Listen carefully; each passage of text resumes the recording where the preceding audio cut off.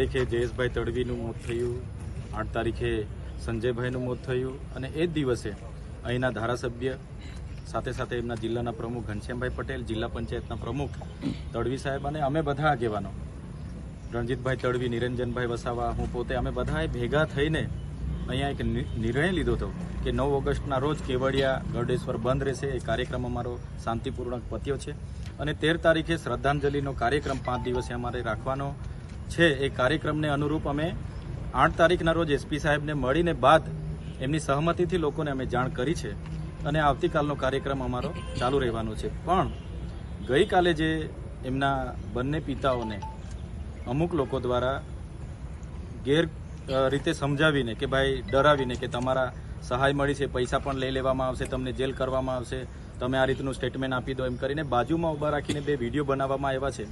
ત્યારે આ ગંભીર બાબત છે. અમારો કોઈ એજન્ડા આમાં નથી.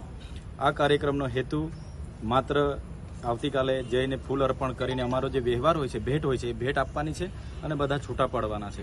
આમાં અહીંના લોકલ સાંસદ જસુભાઈ રાઠવા, મનસુખભાઈ વસાવા, ધારાસભ્ય દર્શનાબેન વસાવા, હું પોતે અનંતભાઈ પટેલ, સાથે સુખરામભાઈ રાઠવા, છોટુભાઈ વસાવા, બધા જ આગેવાનો આવવાના છે. અને આ કાર્યક્રમમાં કોઈ ભાષણબાજી, કોઈ સૂત્રોચ્ચાર કે કોઈ પણ જાતનો કાર્યક્રમ નથી. માત્ર ત્યાં જઈને શ્રદ્ધાંજલિ પુષ્પ અર્પણ કરીને ભેટ આપીને અમે બધા છૂટા પડવાના છે. એટલે કાર્યક્રમ આવતીકાલે જે છે એ માત્ર એક આદિવાસી હોવાના નાતે બધા આવવાના છે.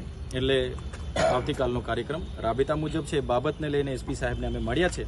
એમણે પણ કીધું છે કે સાંજ સુધીમાં અમે અભિપ્રાય આપી દઈશું અને કાર્યક્રમ આવતીકાલનો રાબેતા મુજબ